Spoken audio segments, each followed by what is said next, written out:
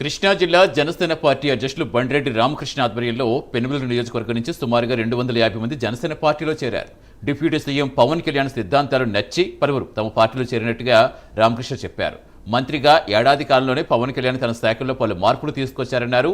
వీటికి ఆకర్షితులై వైసీపీ నుంచి పలువురు జనసేన పార్టీలో చేరుతున్నారని రామకృష్ణ తెలిపారు.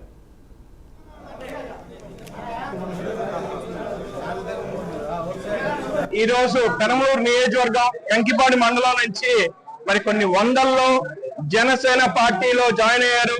మరి వివిధ పార్టీల నుంచి వచ్చి జనసేన పార్టీలో జాయిన్ అయ్యారు.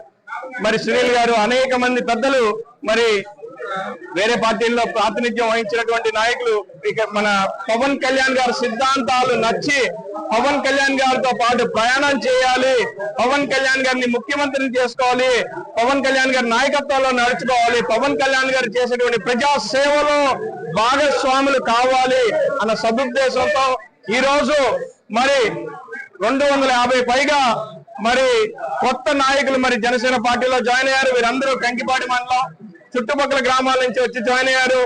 పార్టీని ప్రజల్లోకి బలంగా తీసుకెళ్దాం అన్న సదుద్దేశంతో మరి జాయిన్ అయ్యి పవన్ కళ్యాణ్ గారు మరి చేసేటువంటి సేవా కార్యక్రమాలే కానివ్వండి, ప్రభుత్వంలోకి వచ్చిన తర్వాత ఆయన పాలసీల్లో తీసుకున్నటువంటి నిర్ణయాలు కానీ, మరి పంచాయతీ రాజ్ శాఖలో, అలాగే ఫారెస్ట్, అలాగే ఎన్వైరన్మెంటల్, మరి టెక్నాలజీ శాఖల్లో మరి అనేక మార్పులు, విప్లవాత్మక మార్పులు తీసుకొచ్చారు గత సంవత్సరంలో.